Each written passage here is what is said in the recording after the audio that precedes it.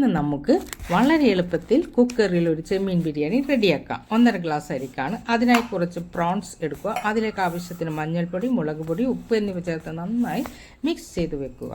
ഇനി നമ്മളൊരു കുക്കർ എടുത്തിട്ട് അതിലേക്ക് 1 ടേബിൾ സ്പൂൺ നെയ്യും 1 ടേബിൾ സ്പൂൺ ഓയിലും ഒഴിച്ചു കൊടുക്കുക.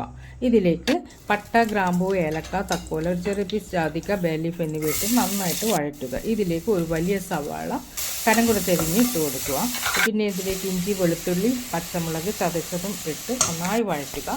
മസാല പൊടിയിട്ട് പ്രോൺസും ചേർത്ത് കൊടുക്കുക. ശേഷം മുളക് പൊടി, മഞ്ഞൾപ്പൊടി, മല്ലിപ്പൊടി, ഒരു വലിയ സ്പൂൺ ബിരിയാണി മസാല, കുറച്ച് ഗരം മസാലപ്പൊടി എന്നിവ ചേർത്ത് നന്നായിട്ട് വഴറ്റുക. ഇതിലേക്ക് ഒരു തക്കാളി കൂടി ചേർത്ത് നന്നായി തക്കാളി വഴന്നു വന്നതിന് ശേഷം അതിലേക്ക് 1.5 ഗ്ലാസ് അരി ഇട്ട് കൊടുക്കുക, ബിരിയാണി അരി.